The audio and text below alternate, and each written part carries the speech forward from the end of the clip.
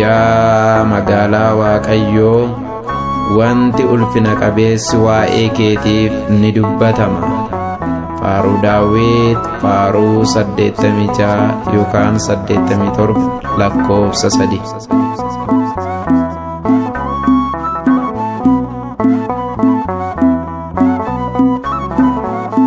Magaalaa Waaqayyoo kan baatee uumaa kee, Yesuusin qofa tokkichi mucaa kee. Dammarraa mi'aawaa Maariyaam maqaan kee, kana dhugaa baana nuti ijoollonni kee.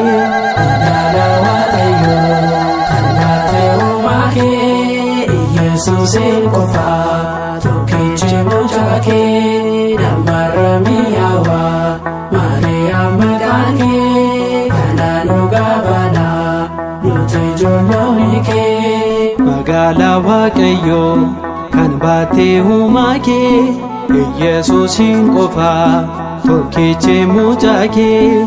Dammarraa mi'aawaa Maariyaam maqaan kee, kana dhugaa baana nuti ijoollonni kee.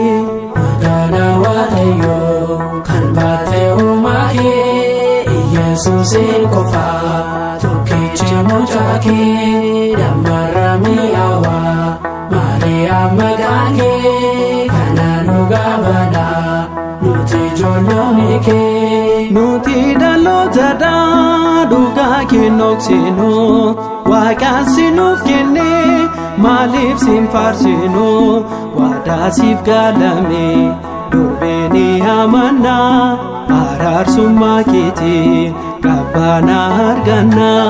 Magaalaa Waaqayyoo kan baatee uumaa kee, Yesuusin qofa tokkichi mucaa kee. Dammarraa mi'aawaa Maariyaam maqaan kee, kana dhugaa baana nuti ijoollonni kee. Sanyii lafa gaarii samii ishee lammaffaa, haadhaaf jireenyaa kan taa'e si qofa. Dunkaana Abrahaamii simattuu Sillaasee, sitoonu badhaasee mootii nagaa labsee. Magaalaa Waaqayyoo kan baatee uumaa kee, Yesuusin qofa tokkichi mucaa kee. Dammarraa mi'aawaa Maariyaam maqaan kee, kana dhugaa baana nuti ijoollonni kee. Maariyaam baattuu nyaata dhugaa, deessee nuuf laattee taati Waaqa nagaa. Ammas daddaballee dhugaa kee labsina, mormitu maqaa kee nutiin qaaneessina.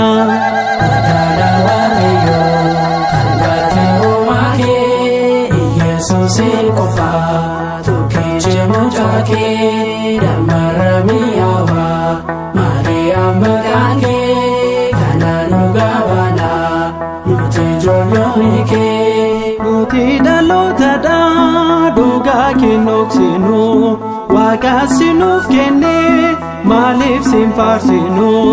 Waadaa siif galame durbeen amanna, osoo masii qabnu akkamiin gubanna? Magaalaa Waaqayyoo kan baatee uumaa kee, Yesuusin qofa tokkichi mucaa kee. Dammarraa mi'aawaa Maariyaam maqaan kee, kana dhugaa baana nuti ijoollonni kee. Magaalaa Waaqayyoo kan baatee uumaa kee, Yesuusin qofa tokkichi mucaa kee.